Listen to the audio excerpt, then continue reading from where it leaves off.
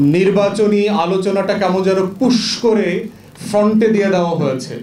যারা নতুন বন্দোবস্ত চেয়েছিলেন তারাই তো আসলে পুরাতন বন্দোবস্ত ইতিমধ্যে হারিয়ে গেছেন।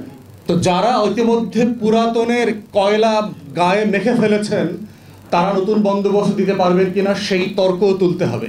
যেহেতু আওয়ামী লীগ মাঠে নাই এবং দলীয় টিকিট পাওয়া মানেই হলো বিজয় মাল্লা, নির্বাচনী আলোচনাটা কেমন যেন পুশ করে ফ্রন্টে দিয়ে দেওয়া হয়েছে। সংস্কার, বিচার এবং তারপর অফকোর্স নির্বাচন, এই সরকারের একটা এক্সিট রুটের জায়গায় তো হলো নির্বাচন, এর বাইরে তো কোনো আলাপই থাকতে পারে না। তো এই জায়গাটা কেন, এটা কি শুধু পুরাতন রাজনৈতিক দলের ফেইলিয়ার অথবা এজেন্ডা, না নতুনদেরও এখানে ফেইলিয়ার আছে? যারা এখানে নতুনদেরকে প্রতিনিধিত্ব করছেন, নতুনরা কি আসলে সবাইকে নিয়ে কাজ করতে পারছে? নতুনরা কি আসলে বিভাজিত হয়ে যায় নাই? নতুনরা কি অপরায়ণের রাজনীতি করে নাই? যেই অপরায়ণের রাজনীতিকে আমরা আদারিং করবার পলিটিক্সকে আমরা গত 53 বছর ধরে বিভিন্ন বংশ, গোষ্ঠী এবং রাজনৈতিক দলকে ব্লেম করে আসছি, যেই চাঁদাবাজি, গুন্ডামি, বদমাইশি করবার দায় আমরা রাজনৈতিক দল এবং তাদের নেতাদেরকে দিচ্ছি, নতুনরা কি সেই তদবির, বাণিজ্য, দুর্নীতি, লুটপাট কি করছে না? তরুণ উপদেষ্টা যারা হয়েছে তারা কি খুব সৎ জীবনযাপন করছেন? তাদের এপিএসটা কি শত শত কোটি টাকার লেনদেন করছেন না? আমরা কি এগুলো খবর পাচ্ছি না? জানি তো এগুলো। অতএব প্রশ্ন হচ্ছে যে যারা নতুন বন্দোবস্ত চেয়েছিলেন তারাই তো আসলে পুরাতন বন্দোবস্ত ইতিমধ্যে হারিয়ে গেছেন। তো যারা ইতিমধ্যে পুরাতনের কয়লা গায়ে মেখে ফেলেছেন তারা নতুন বন্দোবস্ত দিতে পারবেন কিনা সেই তর্কও তুলতে হবে। কারণ 24 হচ্ছে এমন একটা জায়গা যে কোনো তর্ককে এখন আর নিষিদ্ধ করা যাবে না, কোনো তর্ককে এখন আর ফেলে দেওয়া যাবে না। কারণ আমরা এখন কালো কোট পরা পেঙ্গুইনদের রাজবংশের শাসনে জমিদারিতে বাস করি না। আমাদের এই জমিদারি হচ্ছে জনগণের জমিদারি, যেই জমিদারিটা শত শত হাজার হাজার বছর ধরে এই জনপদে ছিল। তো সেই বাস্তবতায় আমাদের বক্তব্য খুব পরিষ্কার যে অন্তর্বর্তীকালীন সরকারকে তার এই যে প্যাকেজ প্রায়োরিটিস, সংস্কার, বিচার এবং নির্বাচন, সেই আলোচনার মধ্যে থাকতে হবে তাকে। গণ অভ্যুত্থানের যদি অংশীজনদের দিকে তাকাই, আমরা দেখব যে মোটা দাগে দুটা অংশীজন আছে 24-এর গণ অভ্যুত্থানে যারা অংশগ্রহণ করেছে এবং নেতৃত্ব দিয়েছে। প্রথম অংশীজন হচ্ছে রাজনৈতিক দলগুলো, এবং রাজনৈতিক দলগুলোর যদি দাবি দাওয়াগুলো দেখেন, গত 16 বছর থেকে তারা মোটামুটি প্রিটি কনসিস্টেন্টলি একই দাবি করে আসছে। একটা free fair election, credible election, vote, গণতন্ত্র, শেখ হাসিনার পদত্যাগ, এগুলো আর কি। আর দ্বিতীয় অংশীজন যারা ছিল, যারা জুনে ঝটিকার মতো আবাবিল পাখির মতো এসে বাংলাদেশের আকাশ ছুঁয়ে গেছে, সেই কোটি কোটি তরুণদের আকাঙ্ক্ষাগুলো যদি দেখেন তাহলে দেখবেন যে সেটা দেয়ালে দেয়ালে লেখা আছে, তাদের মিছিলে, তাদের স্লোগানে, তাদের চিত্রাঙ্কনে সেগুলো ফুটে উঠেছে। নতুন বাংলাদেশ চাই, বাংলাদেশ 2 চাই, নতুন রাজনৈতিক বন্দোবস্ত চাই, যেই বন্দোবস্তের ভিত্তিতে ফ্যাসিবাদী শাসন ব্যবস্থার ফিরে আসবে না, যার মধ্য দিয়ে বারে বারে হাসিনা এরশাদের মতো হিটলারের বঙ্গীয় সংস্করণগুলো আমাদেরকে যেন দেখতে হবে না, এমন একটা বন্দোবস্ত চাই।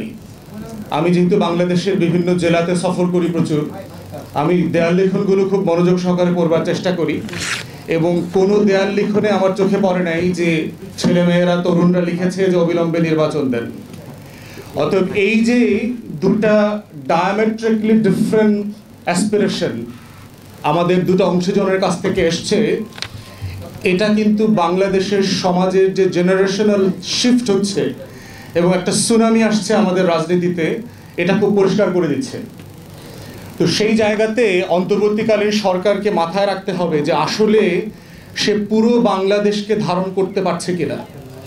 সে কি পাওয়ারফুল ল্যান্ডলর্ড গ্রান্টদেরকে, লেডিজ অ্যান্ড জেন্টলম্যানদেরকে বেশি প্রেফার করছে, না তারা আগামী দিনের পাওয়ারফুল কোয়ার্টারকেও তারা কেয়ার করছে, তারা কনসিডারেশনে নিচ্ছেন? এই নির্বাচনের আওয়াজের আগে নির্বাচনের সংস্কার কাঠামোটা আগে আলোচনা করতে হবে নির্বাচনের আগে। কারণ আমরা যেখানে যেখানে সংস্কারের দাবি তুলেছি অথবা তুলব, অথবা যে সংস্কার বাংলাদেশ রাষ্ট্র তুলেছে গত অভ্যুত্থানের মধ্য দিয়ে, সেখানে নির্বাচন একটা বড় জায়গা।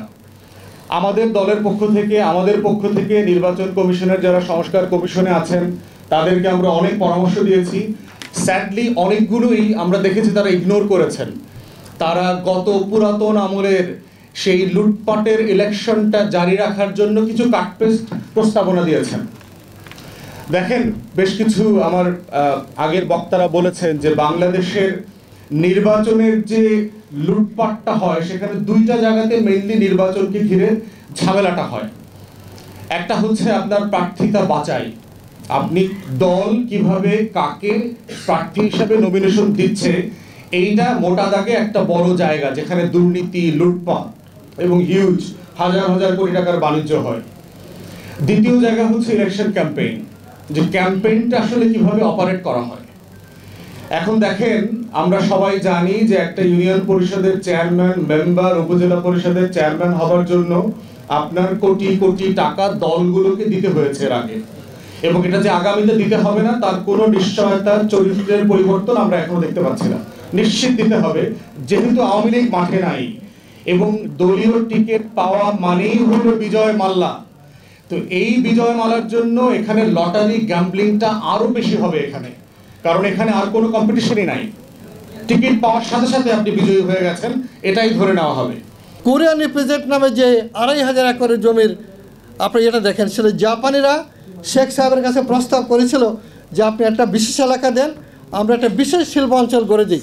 73 সালে এক জাহাজ জাপানি এসেছিল, সেটা জায়গা অধিগ্রহণ করা হলো চিরং এয়ারপোর্টের উল্টা দিকে আনোয়ারা থানায় যেটা পড়েছে। তারপরে প্রাথমিক কাজও হয়েছে। জিয়াউর রহমান সাহেব এসে রেখে কিন্তু উনি ফার্স্ট ফেজ জাইকার টাকা দিয়ে করলেন। তারপরে অদৃশ্যভাবে মাত্র 5 কোটি টাকা ঘুষ নিয়ে 2500 একর জমি, 7,500 বিঘা জমি ওরকম স্ট্র্যাটেজিক লোকেশনে একটা প্রাইভেট কোম্পানি কোরিয়ান রিপ্রেজেন্টকে দিয়ে দেওয়া হলো। এবং এই জিনিসটা আমি গভীরভাবে জানি। আমি জাপান বাংলাদেশ চেম্বারের ফাউন্ডার প্রেসিডেন্ট। জাপানিদের এখনও আমি বিশেষ উপদেষ্টা হিসেবে কাজ করছি, অনারারি পোস্ট, যারা বিনিয়োগ করে। এবং জাপানের সরকার আমাকে 22 সালে তাদের সর্বোচ্চ রাষ্ট্রীয় পুরস্কার order of the rising sun দিয়েছে, কারণ আমি জাপান বাংলাদেশ সরকারকে অনেক ধন্যবাদ, কৃতজ্ঞতা। কাজ করেছি নীরবে, লো প্রোফাইলে কাজ করেছি। সেই জাপান ছিল আমাদের সব শাসকদেরই কিন্তু রোল মডেল। যে জাপানে আপনি যদি বেআইনিভাবেও থাকেন, আপনি কিন্তু এটা থাকার জন্য বাসা চাইতে পারেন, সরকার সেটা দেবে। আপনি বলবেন যে আমার আয় সর্বনিম্ন বেতন, আপনাকে তখন তারা মাত্র 10% অফ এর স্যালারি থেকে একটা বাসা দেবে। আমাদের এখানে এই যে কালকে যিনি বললেন 10,000 টাকা, 6,000 টাকা বাসা ভাড়া দেওয়া থাকে।